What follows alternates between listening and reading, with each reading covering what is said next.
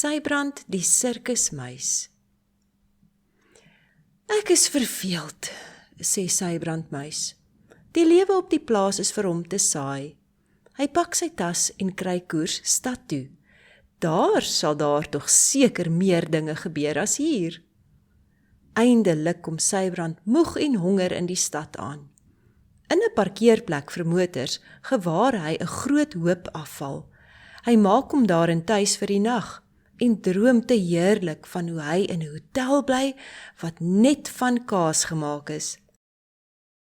Toe hy die volgende oggend wakker skrik, is hy verbaas om te sien dat daar intussen 'n sirkus aangekom het.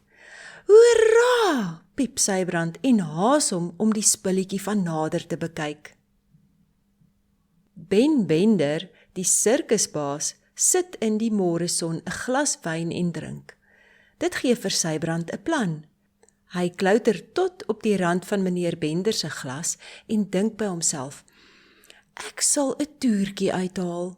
Ek sal al op die glas se rand loop en balanseer. Dan sal hy vir my werk in die sirkus gee. Maar Sybrand val binne in die glas. Pardoems! Sies, roep Ben Bender uit. Ek haat muise! Hy keer die glas om sodat Sybrand uitval. Maar Wim, die Hanswors, sien wat gebeur het. Hy is 'n goeie en vriendelike mens. Daarom sê hy vir Sybrand: Al wat jy kort kom is 'n bietjie oefening. As jy wil, sal ek jou 'n paar regte toertjies leer. En Sybrand sê: Ja, asseblief, ek wil baie graag leer. Maar eers stel Wim vir Sybrand aan sy vriende in die sirkus voor. Daar is Nelly die olifant vol plooie.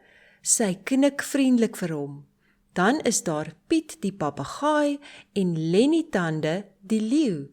Hulle beloof dat hulle Sybrand gaan help om 'n ware sirkusster te word. Jy moet net kan balanseer, sê Lenny Tande, wat al 'n gesoute arties is. Jy moet gereeld oefen. Versigtig, sodat Ben Bender se kraaloogies hom nie sien nie, hou Sybrand alles wat in die sirkustent aangaan gretig dop. Hy is veral lief om te kyk na sy vriend Wim se slim toertjies, wat almal laat lag, maar die gehoor lag altyd die lekkerste wanneer Ben Bender 'n emmer water op Wim se kop omkeer.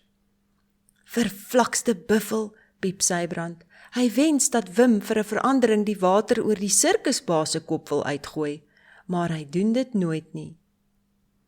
Sybrand gaan saam met Wim in sy ou woonwa bly. Dit is baie gesellig daar. Dis vir hom tog te lekker om te luister na al die stories wat Wim van die sirkuslewe in die ou dae vertel. Elke aand na die laaste vertoning, wanneer al die mense huis toe is, sluip Sybrand se vriende by die groot tent in om te kyk hoe hy optree en vir hom nuttige wenke te gee. Hy leer so hard en vorder so vinnig dat hy sommer gou al die toertjies op sy eie kan uitvoer. Maar toe Sybrand vir Ben Bender vra of hy aan die volgende vertoning kan deelneem, ontplof hy byna van woede.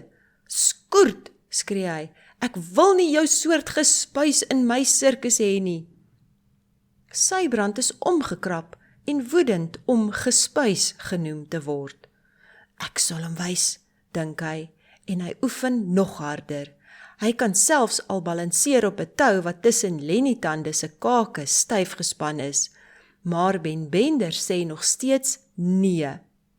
En toe op 'n dag beloof 'n beroemde konsertbaas om die sirkus op televisie te laat optree as hulle vir hom sal kom werk. Hoera, skree almal. Nie so haastig nie, bulder Ben Bender vir Wim en sy maats. Julle is almal te slordig, julle gaan nie. Hy laai die beste goeders van die sirkus op en daar gaan hy om ryk en beroemd te word. Wim is so ontsteld dat hy in sy woonwa ingaan en weier om daar uit te kom. Maar Sybrand is nie van plan om sy droom te laat vaar om eendag 'n sirkusster te word nie. Hy het buitendien 'n blink plan. Hy en sy ou vriend Lenny Tande sit af stad toe. Nie lank nie, of hulle sien 'n groot klomp mense voor 'n teater staan.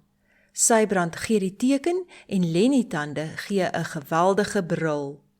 Eers is almal bang en spook net om weg te kom, maar toe hulle vir Sybrand gewaar waar hy op die leeu se neus staan en sy slim toertjie uithaal, klap hulle hande en juig hom toe. Toe die vertoning klaar is, neem Sybrand Wim se hoed om en die mense gooi geld in. Toe die hoed vol is, neem hulle dit na Wim die Hanswors. Ons wil hê jy moet die geld vir ons hou, sê Sybrand. En wanneer ons genoeg gespaar het, voeg Lenny Tande by, koop ons 'n nuwe tent en begin ons eie sirkus. Sybrand en Wim beraam planne hoe om die stukke van die sirkus wat Ben Bender agtergelaat het te gebruik. Almal spring aan die werk, hulle hamer en kap, verf met kwaste en is doenig met naald en garing. Stadig maar seker begin die nuwe sirkus vorm aanneem. Nou ja, sê Sybrand Muis toe dit klaar is. Nou moet ons nog net 'n gehoor in die hande kry. Hulle hou sommer by die eerste dorp stil en gou is daar 'n hele skare mense bymekaar om hulle te verstom aan die mannewalis van Wim die Hanswors en Sybrand die Muis se ongelooflike toertjies tussen die kake van Lenny Tande. Die toeskouers geniet elke oomblik. Hulle klap hande en juig en gooi geldstukke wat Nelly die olifant in haar emmer opraap.